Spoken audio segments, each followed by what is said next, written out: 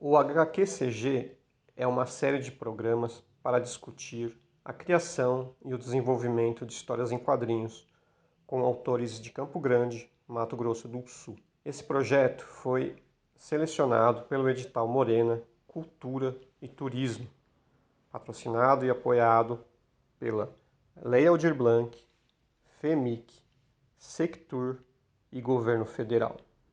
Sejam todos muito bem-vindos a mais um episódio do HQCG, nosso último dessa série, com autores de quadrinhos de Campo Grande, Mato Grosso do Sul, para falar um pouco sobre a criação e desenvolvimento de histórias em quadrinhos. Hoje o nosso tema é influências, né? E aí eu queria, como a gente vai falar de influências, a gente vai dar indicação, vai falar sobre as coisas que a gente gosta, né, e tal. Eu queria começar com aquela pergunta clássica que é o que eu sei que assim é até né, interessante falar. Eu sei que não existe uma coisa só que fez com que a gente se interessasse em fazer histórias em quadrinhos, né? Geralmente é uma série de coisas que juntam, mas eu acho que a nossa memória sempre tem aquela coisinha especial que a gente lembra e que a gente faz essa associação, né? Então eu queria saber de vocês essa primeira influência que vocês guardam com carinho aí de falar assim, ó, cara, eu quero fazer isso aqui. Isso aqui me parece muito interessante e eu gostaria de fazer isso aqui. Pode começar pelo Emanuel. Só pra gente variar. Mentira. Então, pessoal, como é que tá? Tudo bem? Então, pelo que eu me lembro de influência, acho que quem me influenciou a ser artista, né, primeiro, né, desenhista, foi meu pai. Meu pai é artista plástico, né, pintor, tal. Então eu cresci nesse meio, assim, sabe? Sempre tinha artista em casa. E meu pai me incentivava muito a desenhar, né? A desenhar, tal. E sempre me apoiou bastante. Mas eu estava até pensando, né, antes desse nosso programa, estava até pensando, lembrando, tentando recordar, né, na memória, cara, por incrível que pareça, não foi assim, de início não foram os quadrinhos, foi os desenhos animados, cara. Os desenhos animados, eu sou da época da Caverna do Dragão, He-Man, Thundercats, né? Cara, isso aí me fez, assim, ficar doido, assim, para esse universo, assim, sabe? E, porque, assim, criança, né, eu não tinha acesso à banca, né, fácil, né, só quando meu pai me levava, então, aí quando a gente foi pro Rio de Janeiro, que eu morei uma época no Rio de Janeiro, né, por causa do meu pai artista plástico, foi para grandes centros, né, porque lá tem mais oportunidade. E quando eu cheguei lá, o meu tio morava com a gente lá na época. Meu tio me levava todo domingo, cara. Ele me levava ele ia lá tomar a cervejinha dele, a gente morava num condomínio fechado lá na Barra. E aí tinha um lugar lá que tinha banca de revista, tinha padaria, tinha tudo, né? E ele me levava junto. E, tipo assim, e pra mim ficar de boa, o que ele fazia? Ele ia lá e comprava uma revista pra mim. Eu não sei se eu fui lá com ele na banca, ou ele escolheu pra mim, ou se fui eu que decidi. Falei, não, tio, eu quero isso aqui. E quando eu vi o Conan, eu tinha, acho que, 3 anos de idade, eu não sabia nem ler, pra vocês terem uma ideia. Quando eu vi o Conan, eu vi aquela capa, porque o que mais, assim, de cara foi a capa colorida, né?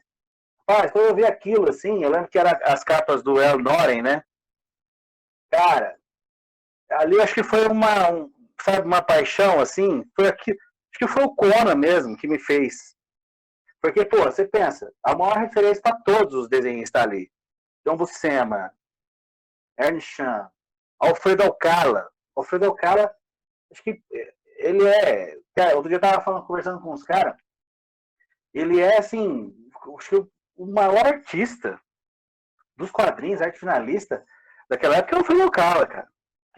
Qualquer um que ele pegasse, ele melhorava o traço do cara. Então, eu não sabia ler, né? Então, eu ficava criando, ali, eu comecei a desenvolver, a ter criatividade, a fazer narrativa. Com Conan, cara. Olha só como são as coisas. Como eu não sabia ler, eu pegava aqueles quadros e eu mesmo criava as minhas histórias. Você entendeu? Então, sem querer, eu acho que eu acabei. Tudo aquilo coincidiu para que eu desenvolvesse, né? E aí foi. Depois veio John Byrne, depois vem Can Candy, pô, que eu me lembro assim daquela época? Bill Sienkiewicz, todos os caras do meio dos quadrinhos, né? Que era o que mais me influenciava. Eu sempre estava sempre comprando em sebo, então foram esses caras aí que me botou nessa roubada. É muito legal essa coisa do criar história, né, não saber ler, né? Eu acho que muitas crianças podem até se identificar, né? Ou quem já está adulto, mas foi criança. E os quadrinhos, eu acho que eles têm essa força também, né? De atrair a pessoa que não lê ainda, né? Porque os quadros ali já contam alguma coisa, já dão um universo, né? Sim, Para a criança, né? É muito sim. massa essa história aí. Vanik? Tá me ouvindo bem aí, cara? Sim. A internet tá Tá. oscilando aqui, às vezes não aparece vocês direito. Cara, pelo que eu me lembro, eu passava muito tempo na casa dos meus tios. E lá tinha Urtigão, Chico Bento, tinha Mandrake, coisa assim, tipo, coisa que não tinha em casa, né? Então, meus pais nunca foram de ler gibi. Então, lá tinha, e eu comecei a ter não é um interesse por produzir, mas interesse de entender, ver aquele universo diferente, né? Que eu não tinha acesso, assim como o Emanuel falou, era desenho animado, né? Desenho animado. Eu comecei a desenhar, mas não era personagem, era vendo lá livros, né? Atlas, Barça, esse mundo que eu vivia, né? E aí, de tempo, quando a Manchete lançou os Cavaleiros do Zodíaco, eu comecei eu gravava naquelas fitas VHS e pausava e ficava desenhando as posições dos personagens, sabe? Na época não tinha acesso à internet, existia internet pra gente, então eu fiz um livro inteiro de pose, e aí eu inventei uma história em quadrinho com aquelas poses. Depois eu fui só emendando uma história sem pé nem cabeça, só para inventar mesmo, só para ter os meus próprios personagens, aquela coisa, porque na época era Cavaleiros do Zodíaco que estava no auge, né, cara? Criança vendo sangue na tela, nunca tinha visto isso, né? E aquela coisa, então assim, partiu para isso.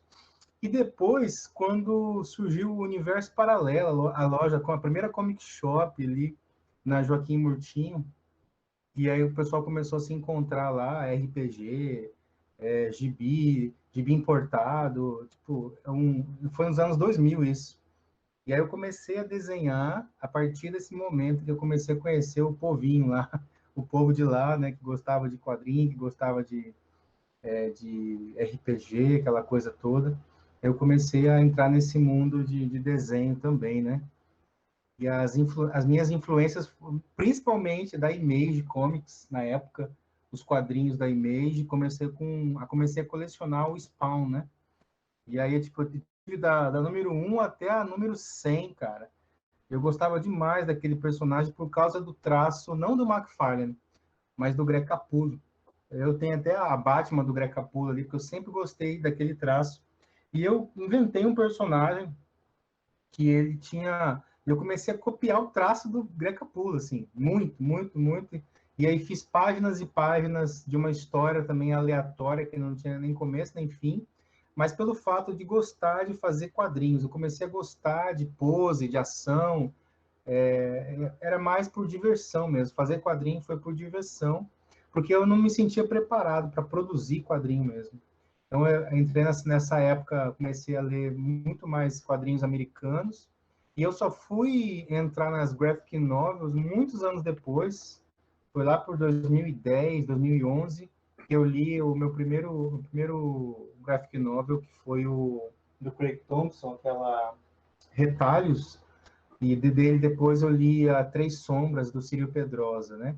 Aí eu falei, puxa, existe o universo além de Marvel, DC, Image, né? Existem coisas melhores ainda para se consumir.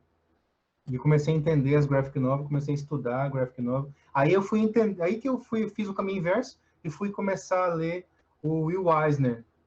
Aí sim que eu entrei nas graphic novels de verdade. Aí as minhas influências foram do quadrinho americano mainstream, aí eu fui pro quadrinho americano que tinha mais influência, tem um estilo mais europeu, depois eu fui pro europeu mesmo, né? Aí eu fui começar a ler quadrinho europeu também. E, assim, basicamente, esse princípio de conversa nossa é essa linha que eu traço agora no momento. Cara, é interessante o Três Sombras, porque o meu irmão, quando ele começou a trabalhar e a gente começou a ter uma vida um pouquinho mais estável, ele passou a colecionar quadrinhos do Homem-Aranha, né? Ele tinha todos os quadrinhos, aqueles formatinhos. Depois você estragou, ficou na laje lá na casa da minha mãe, tomou chuva, enfim, né? Mas assim, nesse período ele colecionou muito quadrinho e depois ele abandonou, nunca mais ele leu quadrinho. Sabe assim? Aí ele começou a se interessar por livro de história, livro de biografia e tal. E quando eu comprei o Três Sombras, e ele tinha acabado de ser pai, eu falei, cara, esse quadrinho é pro meu irmão, para resgatar nele o gosto pela leitura dos quadrinhos. Aí no aniversário dele eu fui lá e dei para ele. Falei, ó, esse quadrinho aqui é para você lembrar que você gostava de quadrinhos e tem quadrinhos para você hoje, né? Apesar que dá para ler ainda Homem-Aranha e tal, se você quiser, mas tem também, né, para sua faixa, para o que está vivendo hoje, né? Todas as questões da paternidade e tal, né? E eu lembrei disso daí, que tentei resgatar mais um leitor aí, de uma forma. É, fala, Anderson, como foi aí para você?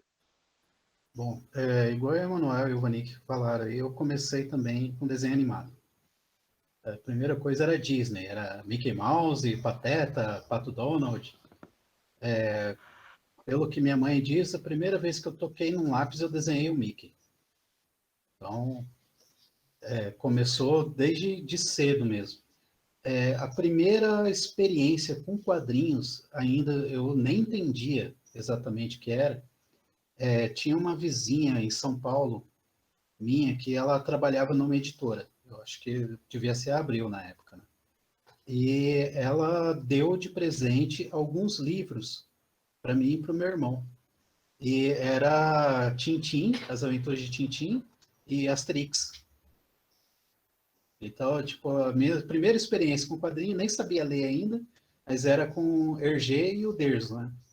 Uhum. E eu lembro que eu comecei a gostar muito daquilo. Aí, Conan também foi uma coisa que eu só comecei a ver na minha adolescência.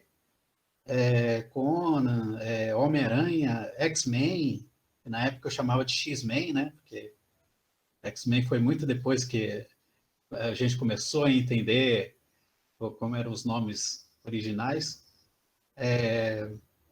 Batman, muita coisa da DC, Cavaleiro das Trevas. Uma coisa assim que a primeira vez que eu li e foi assim uma das primeiras histórias em quadrinhos que eu parei assim, e falei assim, nossa, isso foi a coisa mais legal que eu vi, foi Sandman. Eu li a primeira história, né, a primeira saga, e aquilo ali para mim foi a coisa mais incrível assim que eu tinha visto. Eu nunca tinha imaginado ver alguma coisa daquele jeito em quadrinhos, porque era uma história assim mais adulta, tinha uma ideia assim mais madura, né? E eu estava acostumado mais com ou super-herói ou Turma da Mônica e Mickey. E depois os mangás também, né? Que eu acho que foi coisa assim que influenciaram tanto na forma que eu desenho hoje, assim como o meu traço, pelo menos para cartoon, eu tento homenagear bastante o Ziraldo.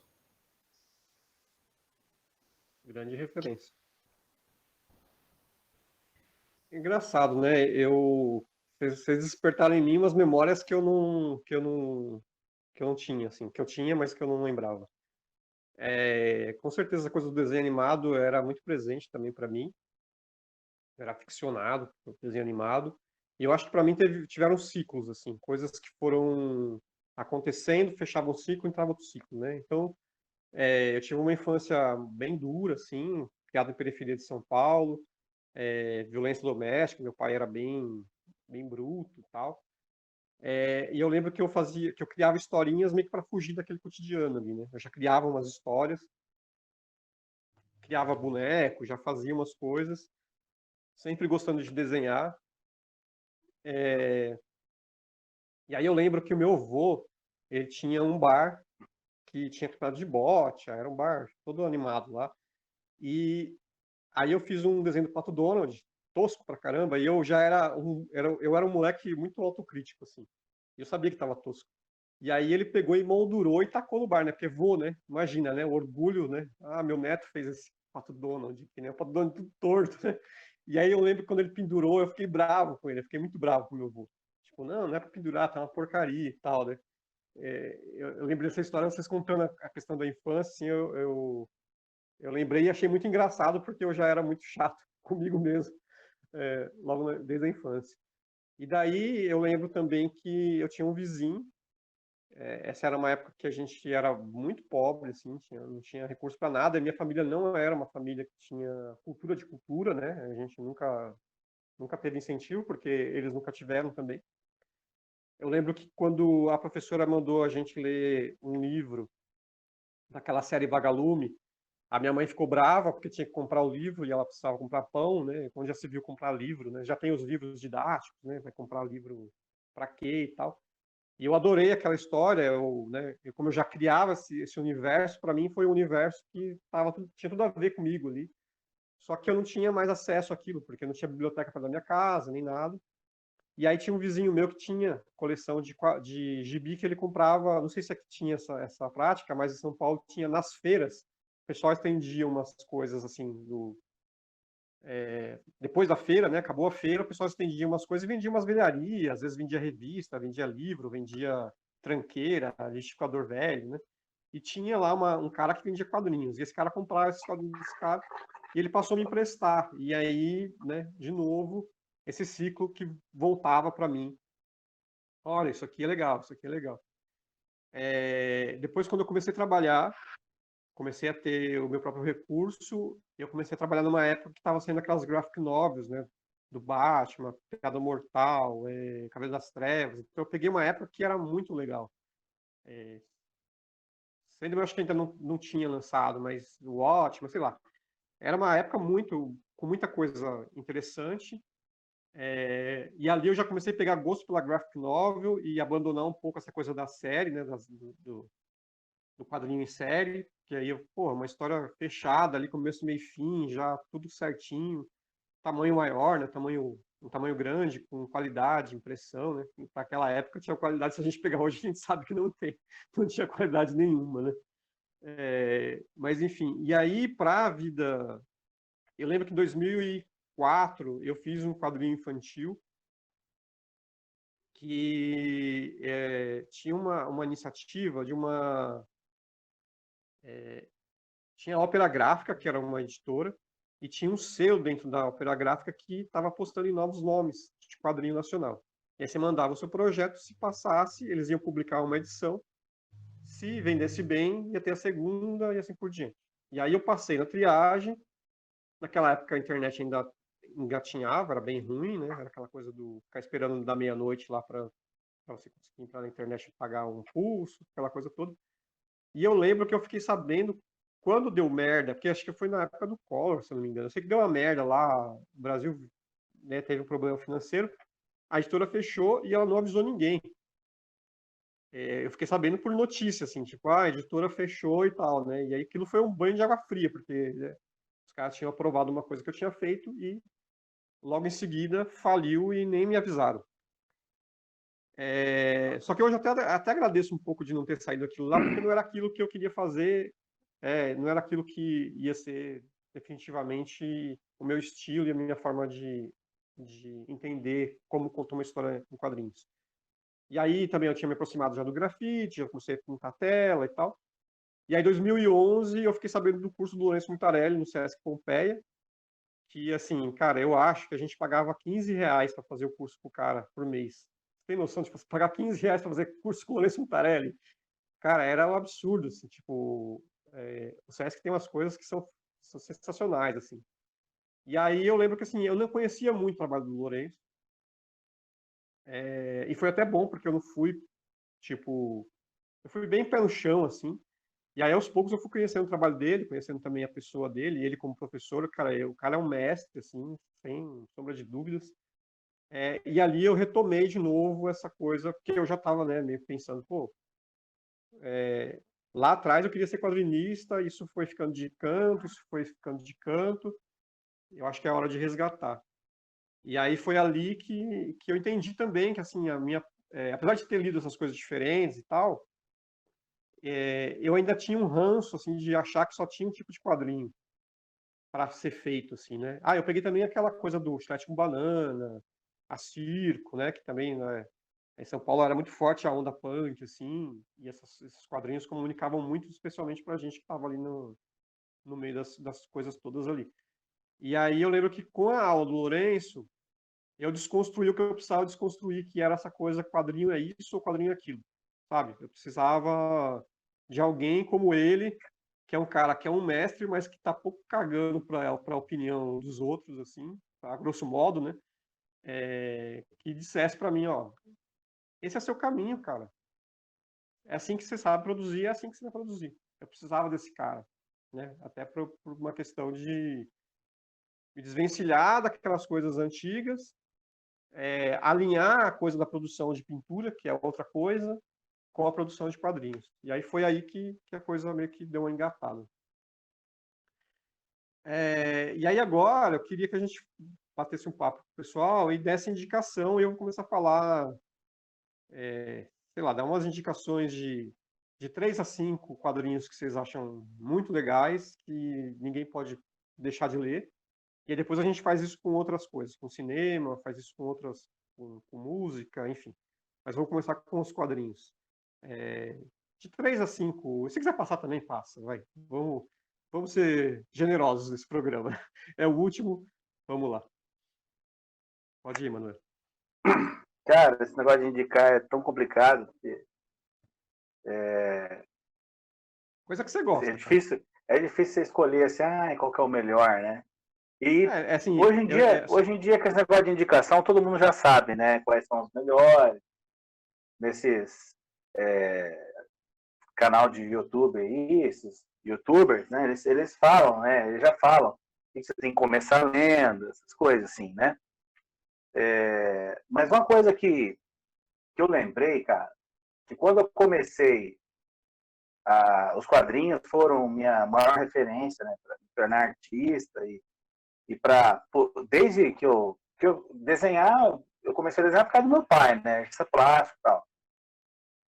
E aí eu falava pro meu pai, pai, eu não vou ser artista plástico nem você, cara, eu vou ser quadrinista. Foi ele apoiar, falava, não, você tem que ser quadrinista. Ele falava, você tem jeito pra coisa e tal. Porque, cara, eu não sei da onde que eu tirei a narrativa, por exemplo. A narrativa, eu sempre fui bom de narrativa, cara, sempre. Quando eu tinha 3 anos de idade, eu fiz tava lá um monte de gente na casa do meu pai lá em casa. Meu pai falou, meu filho desenha e tal. Aí disse que eu fui fazer um desenho lá, o pessoal falou assim, cara, ficou meio sem graça, porque achou, não entendeu o desenho, e depois uma mulher sacou o que era o desenho. Eu fiz visto de cima, cara. Naquela época não tinha nem, como é que chama essas câmeras agora que tem, que é drone, né? E visto de cima, cara, eu fiz um barco e aí fiz o chapéu dos pescadores ali, cara. Assim, sabe? Poucos traços eu já peguei e fiz ali. E nessas coisas que o meu pai começou a perceber que eu tinha vocação para quadrinhos mesmo. Porque isso aí é narrativa, né, cara? É visão de diretor e tal, né? Mas até sair um pouco do que você me perguntou, mas voltando. Eu só lia quadrinhos de desenhista que eu gostava, cara. Eu não conseguia sempre fui muito exigente, assim, de ver. Eu sei que tem cara, por exemplo, todo mundo acha o George Pérez fantástico. Eu, depois que eu conheci Alan Davis, não tinha mais como gostar de George Pérez, entendeu? Todo mundo gosta do Neil Adams. Depois que eu conheci John Byrne, já não dava mais para achar o Neil Adams. Se bem que o Neil Adams é bem antes. E ele inspirou, inclusive, o próprio John Byrne, né? Mas deixa eu dar uma indicação aqui de quadrinho. Se você for ler quadrinhos de super-herói, você tem que ler de tudo. Você tem que ler de tudo, tá? Mas se você quiser ir para os melhores, Cavaleiro das Trevas, né? Cavaleiro das Trevas. Mas ali é uma desconstrução dos personagens, certo? Dos super-heróis, inclusive. Eu não sei se ele foi antes do Watchmen, ou foi depois. Não sei qual veio antes. Acho que foi o Frank Miller que fez a primeira desconstrução dos personagens, dos heróis, né? Ele é antes de Watchmen? Acho que sim. Acho que o Alan Moore já fazia com outras coisas, né? Mas fazia Miracle Man, né? Miracle Man também, né? É verdade. Mas enfim, sei lá, Cavaleiro das Trevas. Indica aí, vocês aí. Vai, Vanik. Pode ser de 3 a 5, 10, 15, você que decide. Não, porque Pode assim, ser uma, que tem o Emanuel. uma, né? Não, porque assim, eu gosto de graphic novel por causa das histórias e não tanto por causa do artista. Porque às vezes eu compro, claro que eu compro por causa do traço, para me inspirar. É sempre aquela coisa, se eu pego uma graphic novel e não curto o desenho, eu não consigo levar adiante. Por exemplo, tem uma aqui que é do Fabien Tomé, que é o francês que morou aqui no Brasil, que fez o Não é Você Quem Eu Esperava, né? Que é um filme, é um livro, uma graphic novel que ele fez falando da filha que tem síndrome de Down, né? E assim, a história é fantástica, cara. A história é fantástica. Eu tenho ela aqui, é emocionante pra caramba, mas o traço não me agrada, assim, é um traço meio infantil, tal. Aos poucos, ele continuou fazendo, não importa se o traço dele é infantil, e ele continuou fazendo e está progredindo no trabalho dele. Eu acho isso interessante, que ele abraçou a vida dele como artista gráfico, de graphic novel, e continuou fazendo o trabalho dele. Hoje ele deve estar no sexto livro dele. Mas assim, uma coisa que eu gostei muito foi dessa ideia de trabalhar independente do traço. Eu gostei da postura do artista. Então, eu comprei o livro, tanto porque eu também sou pai, entendeu? Então, assim, eu tive uma experiência lendo o trabalho dele. E, assim, outro livro que eu indicaria como pai é realmente o Três Sombras, que é muito impactante, né? Que fala sobre perda, fala sobre filho, sobre família, muito impactante. O Retalhos, do Craig Thompson, também indicaria, porque é um livro que fala sobre fé, sobre perda de fé, sobre uma família meio opressora, né, no mundo, na ideia da religião, uma família opressora que é interessante alguns pontos do livro que ele abandona a religião, ele fala, né, ele até esconde a Bíblia dele lá e nunca diz para os pais dele. Pra você ter uma ideia, quando ele lançou esse livro, ele causou um problemão na família dele, porque ele omitiu a irmã, né? Só aparece só ele e o Phil, né? O irmãozinho dele mais novo. E ele omitiu a irmã e eles ficaram de 6 a 1 ano sem se falar, a família, sabe? Porque ele causou um furor, assim, né? Porque, assim, é como se os pais quisessem omitir, eles foram tão negligentes com ele. Então, assim, é um livro impactante, é um livro até para mim, foi chocante também, mas assim, a minha família, que a minha esposa também já leu, tal, é o primeiro graphic novel que eu li, foi impactante, tinha que ter ela, né? Gostei muito, né? Então, assim, e tem um outro que eu indicaria, que é o Comprimidos Azuis, cara.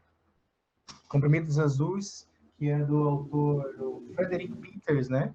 Que fala sobre a experiência que ele teve com uma mulher soropositivo, né? Então, assim, ele teve um relacionamento com uma mulher soropositiva. E todo esse temor, esse medo dele pegar AIDS, sabe? Assim, aquela coisa. Então, aparecem várias metáforas visuais. Então, eu comecei a aprender sobre metáforas visuais nesse livro, né? E é um livro muito impactante porque é pessoal. Então, a graphic novel, que ela é biográfica, ela me atrai mais, né? Então, gosto muito dessas graphic novel. Eu não indicaria os quadrinhos da Marvel nem da DC hoje, porque eu também não acompanho mais, né? E as séries meio que se perderam. Não consigo indicar para alguém que vai começar a ler, indicar um quadrinho Marvel DC. Eu indicaria o Quintanilha, por exemplo, nos álbuns deles todos, no álbum dele ele tem uma narrativa muito pessoal, né? Um jeito de contar a história muito pessoal. Gosto muito do trabalho dele. E assim, eu indicaria esse cara como um brasileiro muito, muito interessante, cara. Ô, Fábio, só uma ressalva aqui que me ocorreu aqui, é o seguinte. Uma coisa importante ressaltar, assim, o Vanik tá indicando as HQs dele hoje, né? Da cabeça dele. Só que, para você indicar quadrinhos, eu vou indicar para minha faixa etária de idade, certo? Agora, uma coisa importante para ressalvar aqui é que, dependendo da sua idade, você tem que ler aquilo que é da sua idade, que é da sua compreensão intelectual. Não adianta eu pegar e falar para uma criança, sabe? Por exemplo, eu não estava preparado, nos meus 12 anos, eu não estava preparado para certas HQs que eu acho maravilhosa hoje. Porque existe um amadurecimento. Então, tipo, se chega um cara da minha idade e fala, Bonel, você tem uma indicação aí? Eu vou ter mais segurança para indicar para ele. Agora, se chega o meu sobrinho, fala, pô, tio, o que você me indica aí para ler? Eu tenho que tentar indicar para ele alguma coisa que ele vai curtir. Porque teve toda uma discussão aí, isso já deve ter um ano, sobre o futuro das HQs de história em quadrinhos de super-herói. Eu não sei se vocês lembram dessa repercussão que deu, um monte de influência que começou a falar, inclusive um puta de um cara, que eu não vou lembrar o nome, acho que ele é roteirista lá da Marvel, um cara famoso, ele veio falar sobre essa banalização, né? Esse lance de você ter o comprometimento de fazer um quadrinho que tem a ver com o filme, que é o que a Marvel começou a fazer, porque a Marvel, ela, diferente da DC, ela parou de fazer quadrinho pensando na mídia quadrinho. Ela começou a fazer quadrinho por causa de filme, ela para vender produto e tudo mais. Você entendeu? Ela, tipo assim, nós não somos uma editora de quadrinho ainda, mas não somos mais, não estamos preocupados com o gibi, em criar novas histórias. A gente quer vender produto. Você entendeu? Eu acho diferente da DC Comics, por exemplo. A DC, ela já tem mais uma pegada artística. Ela está querendo... acho que até porque as grandes graphic novels vieram da DC. Mas o que eu quero dizer é o seguinte. Aí falaram que não... Chegaram a comentar que não ia ter que ter mais história em quadrinho de super-herói, sabe?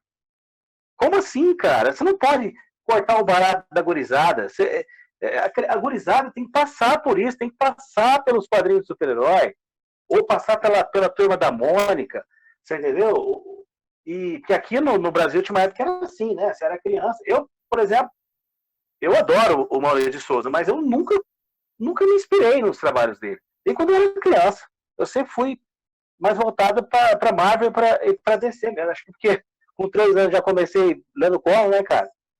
Então, quer dizer tem tudo a ver com a sua faixa etária de idade e com a compreensão que você tem das coisas, né? Eu lembro, por exemplo, Fábio, que eu tinha uns 12, não, eu tinha uns 15 anos, e tinha um amigo do meu pai lá que fazia curso com o meu pai dava aula, um cara muito legal, e ele pegou e falou, mano, eu tenho um presentão para você. Eu falei, qual, cara? Eu vou te dar a coleção inteira do Asterix. Cara, ele queria me dar a coleção inteira do Asterix. Você acredita que eu recusei, Fábio? Porque eu tinha aquela visão limitadinha demais ali, cara. Hoje eu me arrependo pra cacete, que aquilo é fantástico, cara. Aquilo é fantástico. Você entendeu? E depois eu ia vir, e me tornar um caricaturista, quer dizer, aquilo teria me ajudado pra cacete, meu traço. Mas eu não tinha compreensão. E eu até falei, não, eu quero. Mas ele percebeu que eu não tinha capacidade para pegar tudo aquilo e achou melhor dar para uma pessoa que ia gostar mais. Cara, então quer dizer, tudo uma. Eu acho que isso é importante a gente ressaltar aqui. Por exemplo, você está lendo quadro. Eu acho que é difícil, por exemplo, para o adolescente hoje. Porque ele vai lá, ele acompanha lá um canal do cara lá, e o cara desce o cacete nessas histórias da DC e da Marvel atual. Realmente é ruim. Mas pra gente, porque a gente tem outro parâmetro de interpretação das coisas, a gente sabe que não é legal. Mas para aquele guri ali, ele vai se divertir com aquilo tudo, e ele tem que passar por isso, tem que começar ali pelo. Vamos falar, o leitor brasileiro, começa ali pelo Cebolinha, né? Depois vai lá para os personagens X-Men, e aí vai. Mas eu acho importante ressaltar isso aí. Quando eu pedi para vocês darem é óbvio que é o que vocês estão lendo agora, e é óbvio que isso faz todo sentido. Eu tive uma experiência com um primo meu, que ele é LGBT, e ele começou a comprar o quadrinho de um dos personagens lá, que eu não lembro qual que é, não sei se era o Lanterna Verde, não lembro. E aí eu fui criticar, porque eu já não gostava mais de quadrinho, não por causa dele ser homossexual, mas pela questão do quadrinho seriado, né? Eu achava que... Aí ele, não, eu vou continuar comprando, mas aí que eu caí a ficha, né? Falei, cara, ele tá se identificando com o personagem. Não tem como eu falar pro moleque não comprar aquilo, porque ele tá se identificando, né? É uma identificação dele. Tem isso daí, né? Óbvio, né? Inclusive, assim, é óbvio que, né, o que o Vanik está indicando são as leituras dele, e são pessoas que vão se identificar com a fala do Vanik e vão atrás do quadrinho dele. Eu acredito que não vai ter uma criança que vai querer ler Três Sombras, até porque ele destrinchou ali. Três Sombras é um livro capaz, né? Tem toda uma carga dramática, né? Acho que Aí, tá tudo bem pegando um mastigado. gancho, o Fábio, a DC começou a produzir quadrinhos mais para a faixa etária dos 12 anos, dos 8 aos 12 anos, até que contratou aquele artista para fazer a Ravena, né, que é da equipe lá dos Novos Titãs, tal, né? Então, eles, vamos dizer assim, eles se adiantaram para pegar essa faixa etária que está no limbo aí entre, né, vamos dizer assim, entre os quadrinhos infantis e os quadrinhos de heróis. Eles começaram a trabalhar agora, assim, uns 2 anos para cá, com essa faixa etária que está perdida aí no meio do caminho, né? Eu achei interessante isso, mas eu não creio que a Marvel tenha pretensões de fazer isso tão cedo, porque ele está realmente voltado aos filmes, às séries e tudo mais, né? A DC sempre teve essa coisa de brincar um pouco, né? O Titãs Go, por exemplo, é super divertido, né? Apesar de ter uma faixa etária ali, eu me divirto bastante com aquilo. Eu acho aquilo sensacional, uma das coisas mais incríveis A que DC é surgiram, né? vanguarda total, ela tá sempre na E frente. aí, assim, o que eu geralmente falo também para molecada é assim, tem uns clássicos que estão sendo relançados, mesmo não sendo nem graphic novel, assim, né? Tem coisas que são divertidas e que são umas histórias muito bem contadas, né? Mas, assim, é óbvio, tem que deixar também, curtir o que quer curtir. Eu nunca não. Eu já fui desses caras que ficavam falando, Harry Potter não sei o que lá, Dan Brown, não sei das quantas. Hoje, eu acho que não tem essa coisa de o que é bom e o que é ruim. O que é bom e o que é ruim é a pessoa que decide. É ela que está lendo, Sim. é ela que sabe, é ela que decide. Então, as indicações aqui, elas partem do que a gente está lendo mesmo. É lógico que abrir essa discussão é legal, porque é importante as pessoas terem todas essas nuances, né? Todas essas camadas da leitura de quadrinhos. Mas aí vamos continuar para o Anderson, senão a gente vai ficar falando só sobre isso e a gente vai perder a influência aqui. Anderson. Só pegando o gancho que você falou do Titãs Go, cara, quem é fã antigo da DC, quem já viu muita coisa da DC, vai pegar mais muita referência. Ele é uma coisa infantil, mas para quem já é mais velho e já conhece bastante a história assim, dos quadrinhos da DC, vai reconhecer muita coisa ali. É bem interessante mesmo. Antes das indicações, falar um pouco de tirinhas, que é o que eu faço, né? No caso, assim, conhecer tirinhas, né, na infância, os personagens de tirinhas eu conheci nos desenhos animados. Era a questão do Garfield, o Charlie Brown, o Snoopy. Isso daí foi coisa que eu só fui conhecer nos desenhos animados e depois eu fui saber que existiam as tirinhas. Aliás, tinha uma tirinha assim que eu adorava ver. Meu pai comprava jornal e eu amava. Depois teve desenho animado também, que foi o Recruta Zero. Que é uma coisa assim, que eu adoraria que fizessem um novo compilado do Recruta Zero, que era uma das coisas mais legais que tinha. Sobre outras referências, tem comentado Calvin Haroldo também. Calvin Haroldo, eu só fui ver algumas tirinhas pela internet, infelizmente, ainda não tive a oportunidade de pegar algum compilado de material. Outras referências que eu gostaria de indicar, né? Primeiro, Sandman, que eu já tinha comentado, que foi uma das coisas mais assim, brilhantes que eu já li, né? Hellblazer, mas lá naquela fase antiga mesmo, que aquilo ali é muito legal. Monstro do Pântano também. Vocês percebem que eu gosto muito de Vertigo, né? Conan, obviamente, para quem tiver a oportunidade, fazer essa coleção aqui, que isso daqui é muito bom. Resgata Carinha, mas excelente. É caro, na banca isso, né? mas é ótimo. Conan é fantástico. E eu tenho mais comprado mais graphic novels ultimamente, né? E uma que eu gostei muito é essa daqui. Ela é fantástica, essa mulher. Cara, tanto no trabalho assim, da pintura, do desenho, quanto a história, é uma coisa fantástica. Sim. Eu ainda quero pegar as outras duas edições e eu achei assim, excelente. E falando de Sandman, né? Sandman me inspirou a ler os livros do Neil Gaiman depois de um tempo, porque eu gosto desse universo de realismo fantástico. Nas tirinhas do X eu uso um pouco dessas coisas, né? Embora seja cartoon, mas eu pego sempre um pouco disso. E hoje em dia, depois de velho, depois já de um tempo, eu fiquei muito fã do Jack Kirby e tento referenciar ele sempre. De alguma forma, ou com Kirby Dots, ou alguma coisa sobre os universos fantásticos que ele criava, eu tento referenciar ele de alguma forma. Legal. Ó, pegando a deixa do Anderson, do Emanuel, eu vou dar minhas dicas já falando para quem pode ler isso aqui, vai. Quem pode não, porque também não posso, né, não posso definir quem pode, mas mais ou menos para quem né? Então eu vou indicar Sérgio Topi. A gente já falou sobre ele aqui. O cara é genial. Só que eu acho que você precisa ter uma bagagem mínima de leitura de quadrinhos, porque ele meio que desconstrói um pouco a página. Então, às vezes, se você não tem uma leitura pregressa de quadrinhos, você pode meio que se confundir. Mas, assim, você também pode comprar por causa do desenho, porque o desenho é sensacional, e daqui a 10 anos ler também. Você só olha as figuras e lê daqui a 10 anos também, sensacional, vale muito a pena. Eu não gosto muito dessa capa, das cores, porque eu acho que o desenho dele preto e branco, ou com uma cor mais chapada, é fora do comum. E aqui é a história das 1001 Noites, né? Na versão do clássico. São 2 volumes.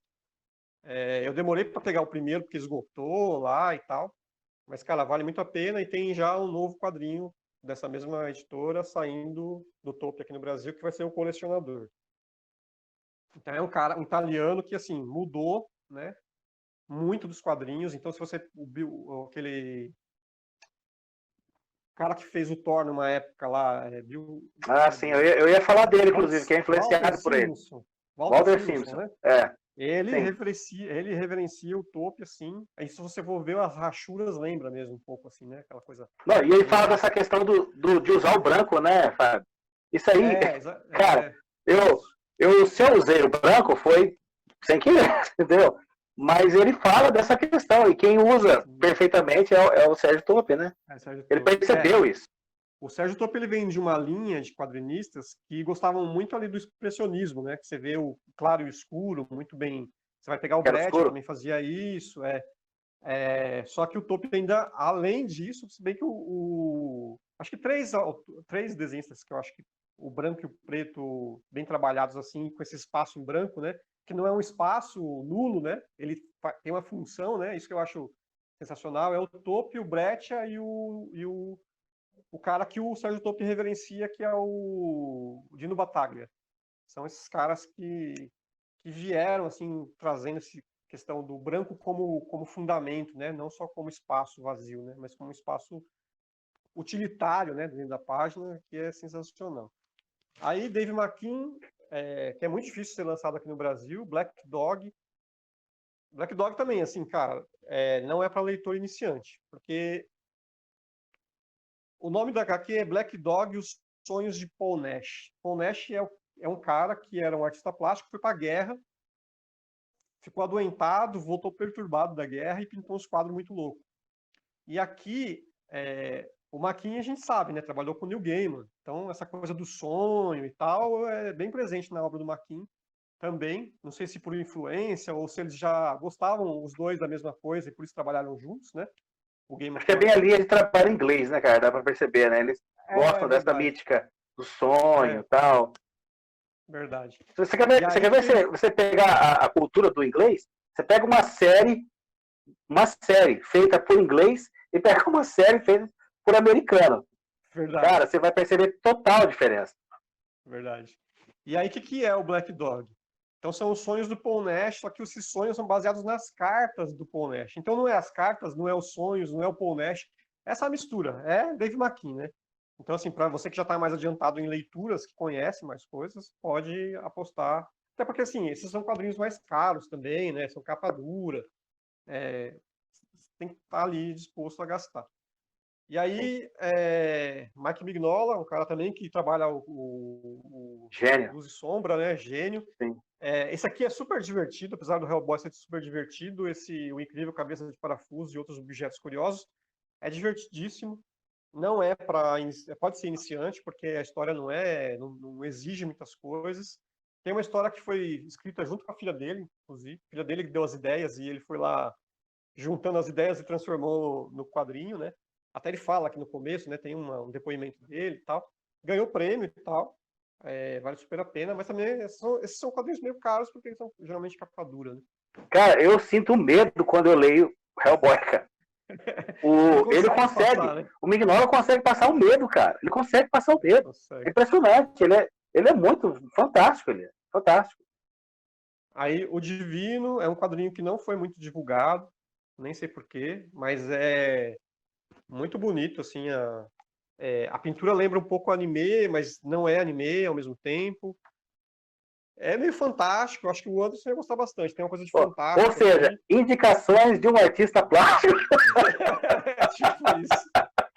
Tipo isso. E aí, cara, a curiosidade desse aqui é que a história foi baseada, né? Baseada não, o cara viu essa foto aqui, ó, que é icônica, não sei se vocês vão lembrar dessa foto. Do Vietnã, né? Aham, é do Vietnã, acho que é da Indonésia. As crianças Aceita fumando. empréstimo, hein? Aham. As crianças fumando, né? É uma foto de uma criança fumando na Indonésia. E aí o cara viu essa foto e achou incrível, e a partir dessa foto ele criou a história. E aí é uma história muito louca, assim, é um quadrinho que vale a pena, apesar de ter sido muito pouco divulgado. E eu, se eu não me engano, em Campo Grande, chegou a ser vendido a R$10, cara, capa dura, escambau A4. Você pegou em sebo? Eu peguei esse foi engraçado, eu fui na livraria, não, eu passei na frente de uma livraria de Saraiva, lá em São Paulo ainda, quando estava em São Paulo. E aí eu entrei, dei uma olhada, que até é um costume, né, nosso, né? Acho que vocês fazem isso. Você entra, dá uma olhada, Sim. E aí eu vi ele lá em cima, assim. E aí eu peguei, porque eu achei a ilustração bonita da capa e tal. E esse cara, ele é um ilustrador que faz muita coisa para New Yorker, para jornal, lá fora. E eu já gostava do traço dele, não sabia que ele fazia quadrinhos. E aí eu passei na maquininha de preço, tava R$19. Aí eu passei umas 5 vezes, bicho. Falei, não, R$19? Como assim? Tipo, capa dura. Aí comprei, né? Cheguei em casa, fui na internet, R$59. O preço dele cheio, né? Aí, recentemente aqui, em Campo Grande já, um amigo falou, eu comprei um quadrinho que acho que você ia gostar. Ele não sabia que eu tinha esse quadrinho. Aí mostrou, né? Falei, você comprou isso, né? Ele falou, comprei lá no shopping dos IPs, que tem aquela... Tem uma área de livros lá, de livros, né? Que Ah, compra livros sim, mais sim. barato. Acho que ele pagou 10, assim. Aí eu falei, paguei 19, paguei R$ 9 por esse cara. Ainda bem que tirou do sarro. Quase todos os shoppings tá tendo essa feirinha aí. Aham. Mas essa aqui, eu acho que eu não vi mais, assim. Eu até procurei, porque eu falei, cara, vale a pena. Se tiver 10, vale a pena comprar até de Nossa, dar de se eu achar presente, isso aí, eu né? vou pegar. E Paciência é um quadrinho de ficção científica, de viagem no tempo. Só que é muito legal, assim, porque é aquela coisa assim, o cara começa com uma coisa que é muito padrão, que todo mundo já fez, só que ele desconstrói essa coisa. Então, você espera X coisa e ele te entrega Y, porque ele meio que desconstrói.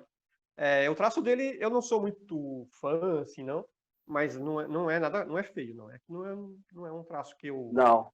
acho super legal. Mas é funcional, assim, o tipo de história que ele conta. E é uma O HQ muito legal. tem uma HQ que virou filme, né? Que ela é Ghost. Sim, Coisa Daniel assim, Close, sim. Aham. Tem uma ela das coisas que eu. virou filme. Aham. Das coisas mais legais aqui, ó, que quando ele volta no tempo, aí as datas que ele coloca, as fontes, ele faz uma fonte referente àquele Naquela período, né? época. É. Tipo. Então tem umas brincadeiras gráficas também, que, para quem gosta dessa coisa da brincadeira, né? Apesar de eu não gostar do traço dele, eu gosto muito dessa coisa. É outro quadrinho também que não é muito. Assim, ele é divertido, mas como ele tem essa coisa de viagem no tempo, talvez uma pessoa muito iniciada ainda não consiga pescar ali muito bem o que está sendo dito. Mas, de novo, né, também você não custa também comprar e testar também, né, o gosto, né? Eu já comprei coisas que eu não gosto, aí depois troca, vê um amigo que não gosta, vai no sebo, tem que trocar, enfim. Faz parte da vida do quadrinista comprar coisas que ele não gosta, né, e ler coisas que depois ele descobre que não gosta. A gente está indo para o final, a gente falou mais do que eu imaginei que a gente fosse falar, o que é muito bom, é muito legal que o papo rolou. Só queria assim, vamos falar umas indicações de série, de filme? Pode ser de quadrinhos, pode não ser de quadrinhos, pode ser uma que você fala assim, cara, não é baseado em quadrinhos, mas tem uma coisa aqui que vale a pena assistir porque ou quem faz ou quem gosta vai se identificar. E aí dá aí uma, duas, três, quatro indicações de filme, série, que vocês acharem legal. Pode ir, Manuel. Cara, eu tô assistindo muito pouco série, essas coisas. Inclusive, até fiquei pensando um dia, putz, cara, a gente paga Netflix, né? Paga Amazon, não sei o quê, e quase não tem tempo, né? Porque quadrinista é isso, cara. Uma vez eu escutei que as profissões mais difíceis do mundo são ser astronauta e, em segundo lugar, ser desenhista em quadrinho. Pior que é verdade.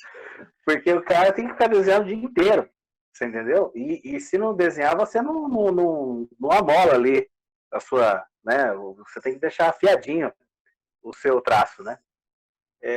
Mas, cara, eu tô assistindo Deuses Americanos, cara. Deuses Americanos. Muito bom. Eu dei o livro pro meu pai, inclusive. Todo dia fui para pai, e aí, pai, você leu? Ele não começou a ler ainda. Cara, artisticamente, visualmente, não tô nem falando de efeitos especiais, eu tô falando de fotografia. É excepcional. Porque, assim, o Neil Gaiman, ele escreveu esse livro lá nos Estados Unidos.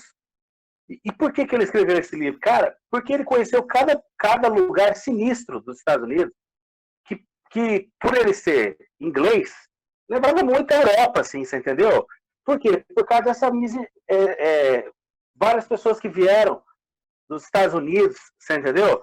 Ou de outros lugares do continente e fizeram os Estados Unidos. Então, por exemplo, uma coisa que eu acho fantástica em Nova York, tem Chinatown, tem lá, você vê o lugar onde ficam os árabes, onde ficam os italianos.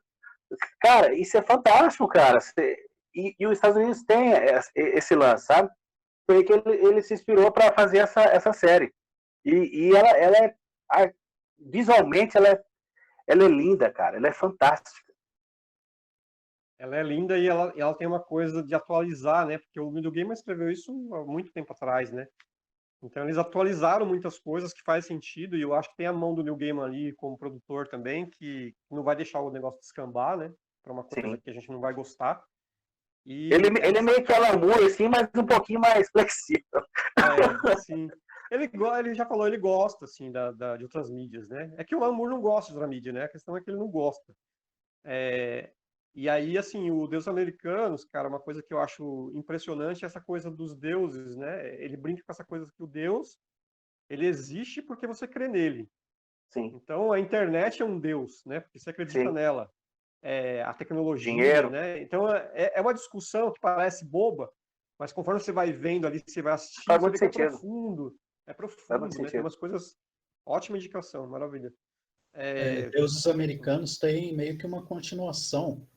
Assim, na verdade, é uma história no mesmo universo. E ela tende mais para comédia, só que ela é tão assim mística, tão incrível quanto Deuses Americanos, que é do Neil Gaiman também, Os Filhos de Anansi, que é do Anansi, né? O Deus Aranha, o Deus das histórias.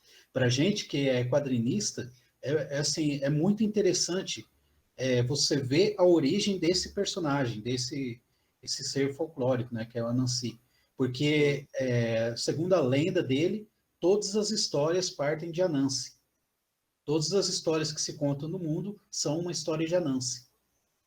Então, é muito interessante. Aí, como ele é a aranha e a teia representa as histórias, né? Fantástico, fantástico. Ele pesquisou pra cacete pra poder fazer. Ele pesquisou todas as religiões, todas. E ele gosta muito da nórdica, né, cara? Quem que não gosta, né, cara? Todo mundo, né? Fantástico. Já dá as suas, Anderson, aí depois passa pro Vonick. Vai, já que você já entrou na conversa, manda as suas. Já que eu me enfiei na conversa, né? Pegando um pouco dessa onda do Deus Americanos, teve uma série recente que eu assisti, eu até comentei com o Vanick até fez a expressão aqui, que ele já deve saber. É uma série brasileira que estreou recentemente no Netflix, chamada Cidade Invisível. Ela tem um estilo meio deuses americanos, só que ela tende para o folclore brasileiro. Ao invés de ser os deuses vivendo entre os humanos, são as criaturas folclóricas vivendo entre os humanos. Ela é do Carlos Saldanha, que é o criador da Era do Gelo, né? Que inclusive eu fiquei sabendo recentemente que saiu da Disney, porque o estúdio dele foi fechado, né? E daí ele tá fazendo outras produções aí. E ela comprou a Blue e fechou. E é bem interessante, assim, que ele pega na raiz do folclore. Se você for pesquisar Câmara Cascudo e outros livros que pegam mais na raiz do folclore, você vai perceber de onde que ele tirou mais ou menos alguns personagens.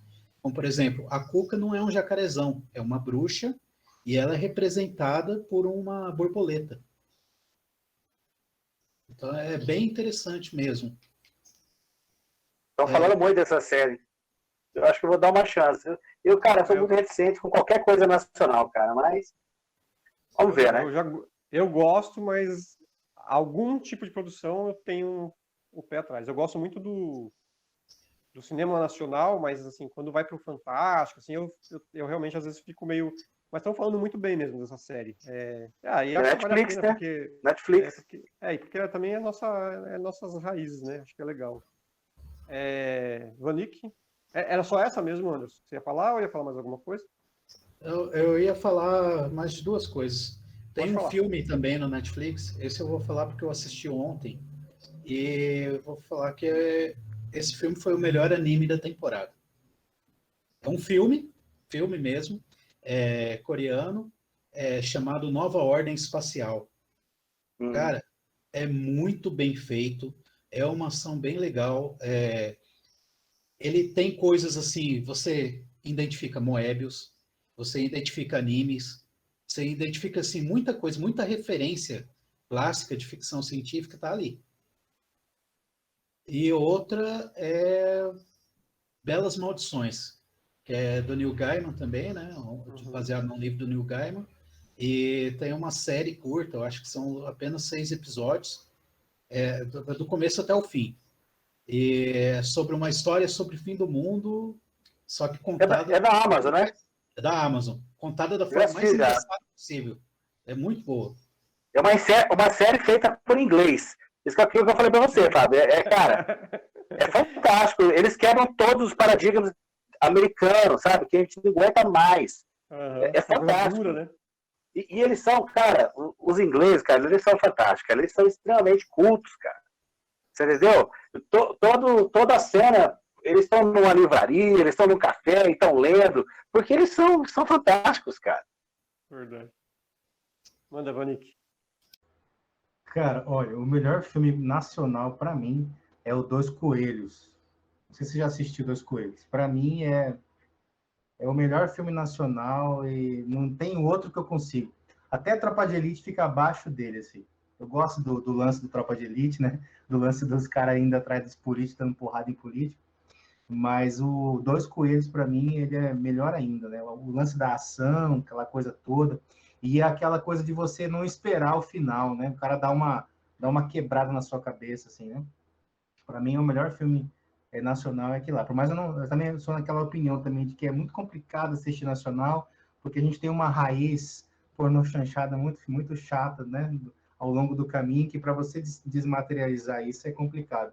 E é muito escrachado o lance da comédia, só comédia, comédia, comédia, né? Então, filme sério é muito, muito difícil ter, né?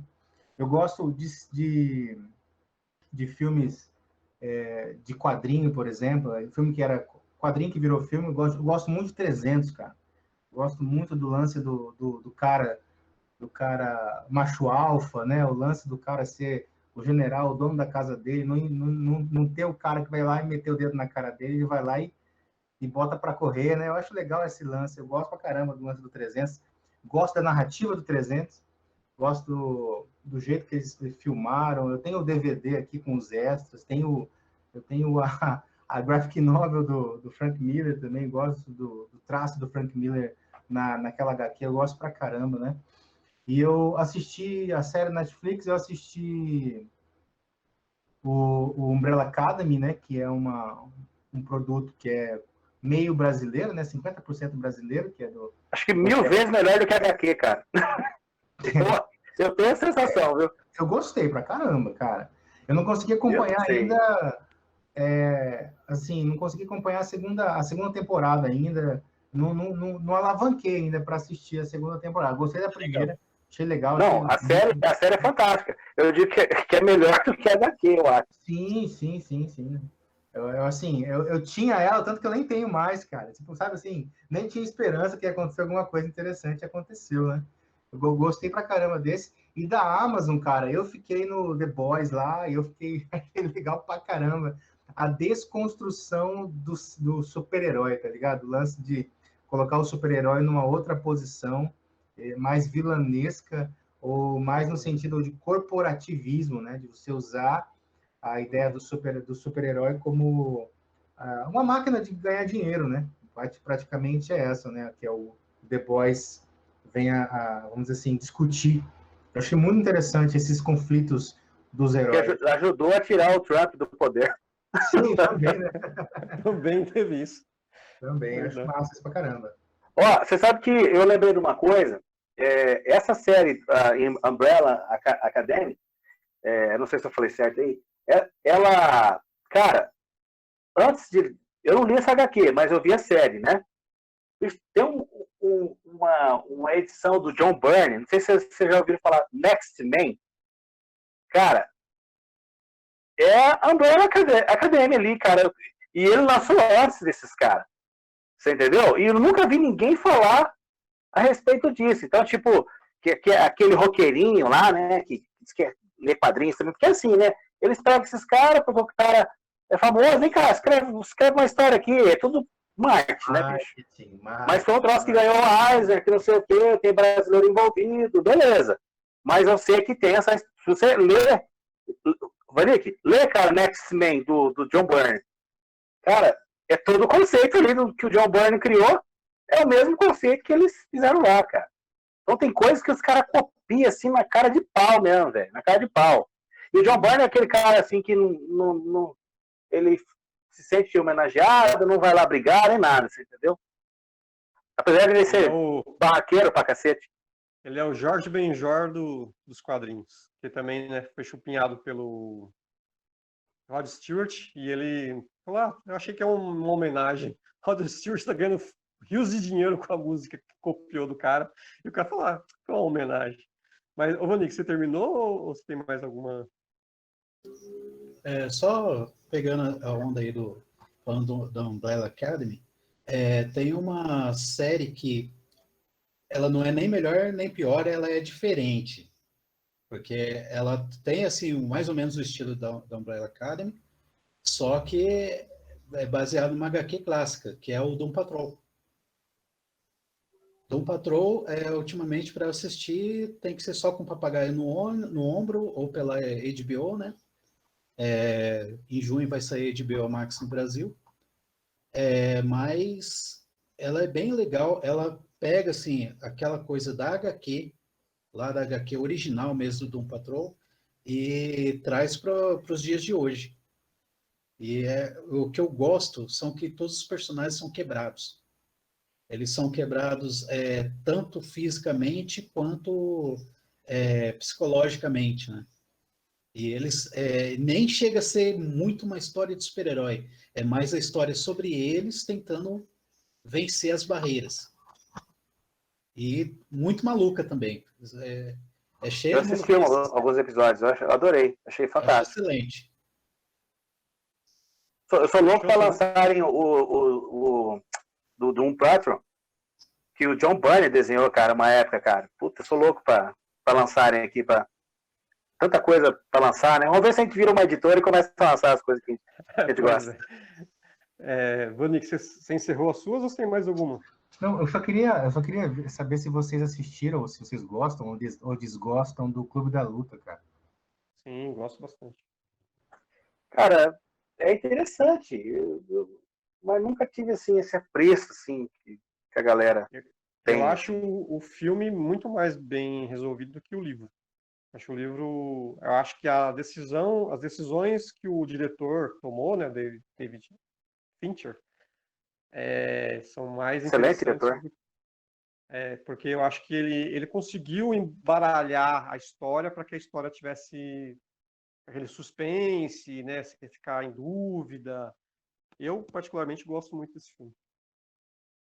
Não, o filme é legal pra cacete, o filme é bom. Então, as minhas indicações, eu vou do Nacional, eu não ia falar do Nacional, mas como teve a provocação do Nacional aqui, eu vou falar. Estômago, cara, que filme fantástico. Esse filme que é bom mesmo. É muito bom, cara, é muito bom. É aquele filme que você fala assim, cara, onde que isso vai dar, sabe, assim? É muito legal. E não tem... É um drama, né? É um cara que vai pra cadeia, é um cozinheiro, o cara aprende a cozinhar e ele vai, através da comida, ele vai ali conquistando o espaço dele e ao mesmo tempo vai contando por que ele foi parar na cadeia, né? Então, a premissa parece muito simples, mas as camadas que os caras colocam, né, nisso tudo aí é muito legal, muito bem feito. É legal. E o ator lá, cara, eu esqueci o nome dele, é o Mastergaard, eu acho. Cara, não, é um outro cara. É um outro cara. Outro cara, né? É verdade, outro cara. É verdade. O cara tá, assim, mano, sensacional, assim, sensacional. Tem um que é quase de viagem no tempo, um pouquinho comédia, que é tem o Wagner Moura? Wagner Moura. É bem divertidinho esse filme aí, é O Homem do Futuro, uma coisa assim. O isso daí.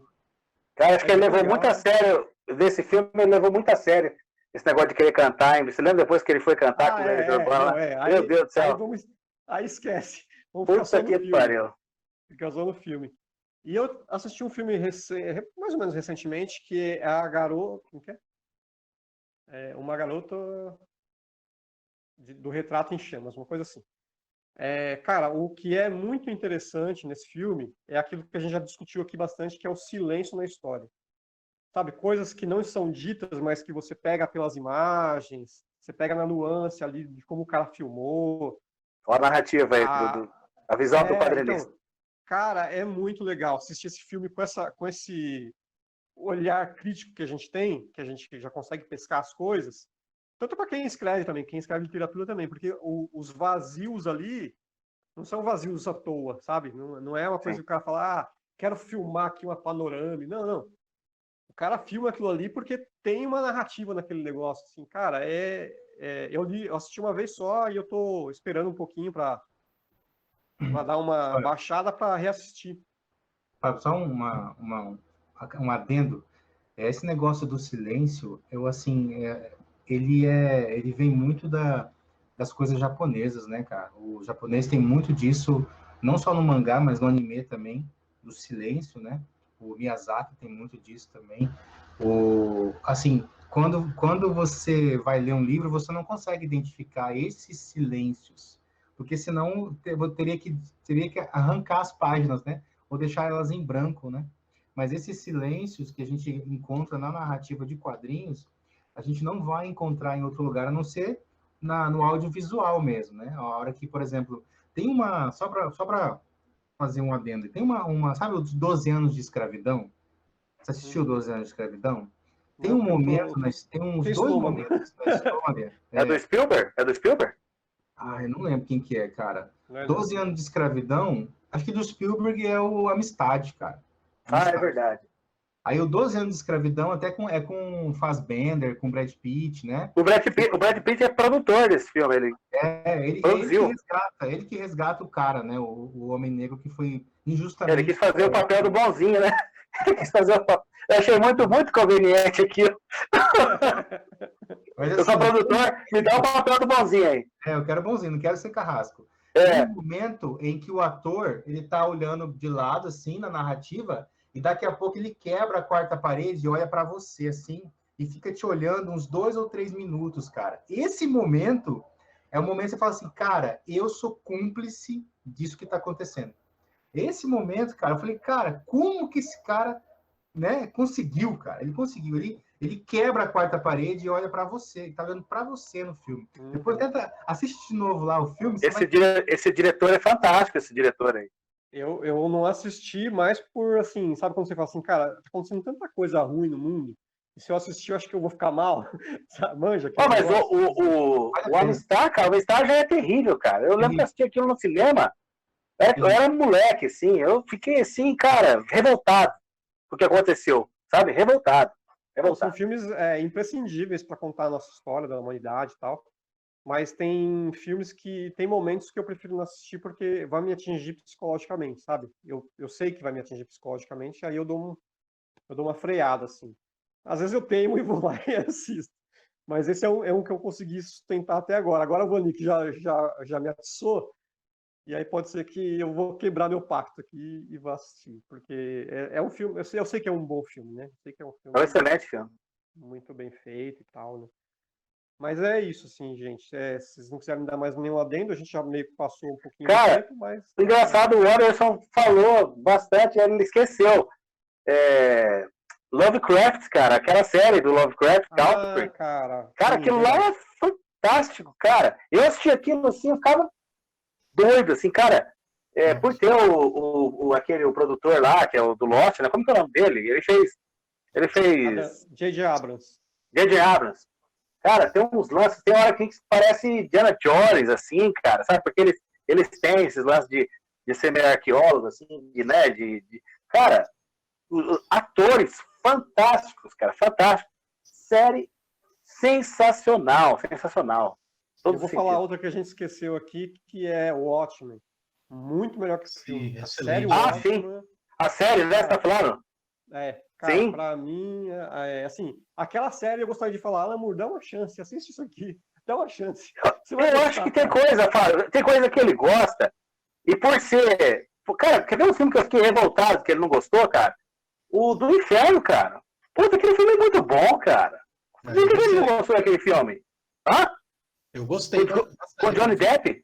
Uhum. Cara, aquele filme é sensacional, cara. Fantástico aquele filme, cara. Ele não gostou na época. Tem uma série também que ela já teve filme, só que o filme não foi bem em bilheteria, mas a série é excelente, que é da HBO também. É o His Dark Materials, que é da Bússola de Ouro. É massa, cara. Isso eu não assisti. Boa aquela série. Mas HBO tem que ter TV a cabo, pô. Vocês são tudo burguês. Eu não tenho TV a cabo. Vai ter agora, vai ter um serviço de streaming agora, né? Vai ter serviço de streaming agora no Brasil, chegou, né? Vai Em chegar. junho.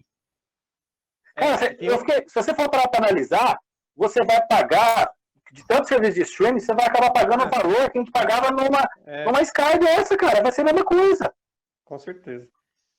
Tem uma série da HBO que eu gosto só da primeira temporada. Eu não acho péssimas as outras duas, mas eu não gosto tanto. E que é a antologia, né? Ou seja, aquela temporada fecha a história que é True Detective. E True Detective, Excelente. primeira temporada tem também esses vazios que a gente falou, tem também ali aqueles Vocês silêncios. assistiram aquele Altered Carbon? Bom também. Eu consegui assistir só esse episódio. Eu sei que é bom, mas não consegui assistir. Quem tem dinheiro consegue viver eternamente. São os Matusaléns. Cara, é muito louco a premissa. É muito o filme do Ridley Scott, né, cara? Do Blade Runner. É super Blade Runner aquilo, cara. Ambientação, tudo. Com troca de corpos ou não? É o futuro lá, no futuro. Vai ter trocam de corpos, porque a mente fica guardada na nuvem, assim, num dispositivo na nuca. Um HDzinho na nuca. É um HD na nuca, assim, aí eles trocam de corpos. Que eu lembrei de um quadrinista argentino que tem um quadrinho que chama Bela Morte.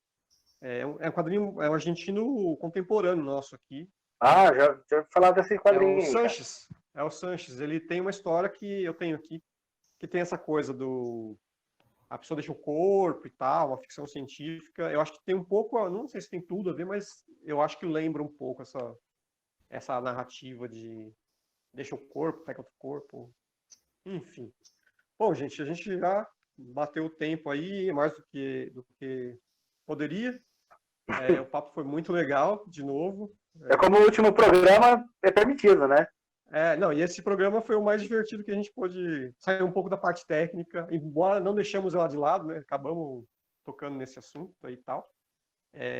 Mas aí, essa série de programas encerra hoje, né? 5º episódio, com a promessa aí que a gente faça novos episódios falando de outras coisas muito em breve. Então, é isso, gente. Um abraço a todos e nos vemos por aí. Valeu. Até mais.